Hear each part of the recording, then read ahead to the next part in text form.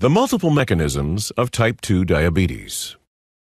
Ongoing research suggests that careful attention to all of the mechanisms involved in glucose homeostasis may lead to new insights and novel interventions in the treatment of type 2 diabetes.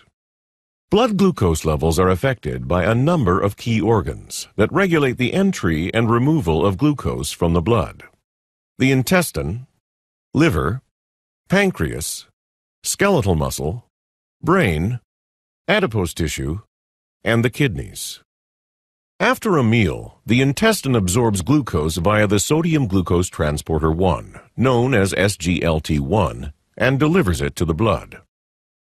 In response to glucose absorption, the intestine secretes two major incretin hormones, glucagon-like peptide GLP-1 and glucose-dependent insulinotropic polypeptide GIP, which together with increased levels of glucose augment the secretion of insulin from the beta cells of the pancreas. GLP-1 also suppresses the secretion of glucagon from the alpha cells of the pancreas. The glucoregulatory effects of incretins are limited by the activity of the dipeptidyl peptidase 4 DPP4 enzyme, which rapidly degrades the GIP and GLP-1 incretin hormones. In skeletal muscle and adipose tissue, insulin stimulates glucose uptake into the cells.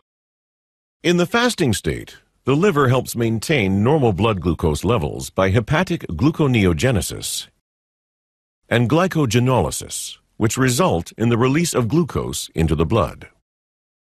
Insulin also suppresses hepatic gluconeogenesis while increasing peripheral glucose uptake, which prevents an abnormal rise in postprandial blood glucose levels.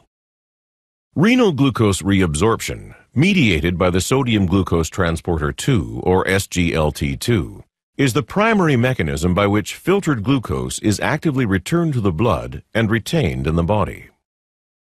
SGLT2 actively reabsorbs about 90% of all filtered glucose in the S1 segment of the proximal tubule.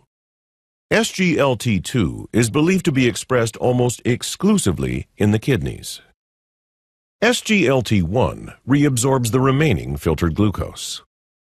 Dysregulation of glucose balance resulting in hyperglycemia is a hallmark of diabetes. Increased visceral adiposity in particular has been shown to contribute to the development of insulin resistance in the liver, skeletal muscle, and adipose tissue. Insulin resistance in these tissues results in a compensatory increase in the amount of insulin secreted by the beta cells of the pancreas. Over time, the beta cells may fail to produce enough insulin to meet the demand created by insulin resistance. This failure may also be worsened by glucotoxicity, the deleterious effect of elevated glucose on beta cell function and its contribution to insulin resistance. Inability of the pancreas to secrete adequate amounts of insulin results in hyperglycemia, which contributes to the impairment and eventual failure of the endocrine system's ability to lower blood glucose. In type 2 diabetes, the normal incretin response is lost or substantially impaired. However, the DPP4 enzyme performs its usual function despite fewer incretins to degrade. All of these hormonal effects lead to reduced insulin secretion, reduced glucose uptake, increased glucagon secretion, and excessive hepatic glucose production. In the diabetic state, the kidneys continue to reabsorb virtually all filtered glucose, despite the presence of hyperglycemia.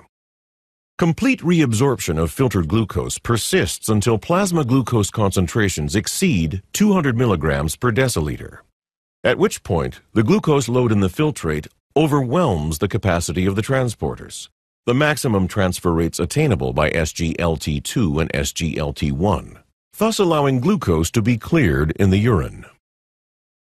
In type 2 diabetes, hyperglycemia is the net result of pancreatic hormone imbalance, absorption of dietary glucose from the intestine, overproduction of glucose by the liver, diminished incretin effects, reduced uptake of glucose by peripheral tissues, and reabsorption of glucose by the kidney. Over time, these factors contribute to the sustained hyperglycemia that leads to glucotoxicity, which worsens insulin resistance and contributes to beta cell dysfunction. In this way, hyperglycemia appears to perpetuate a vicious cycle of deleterious effects that exacerbate type 2 diabetes.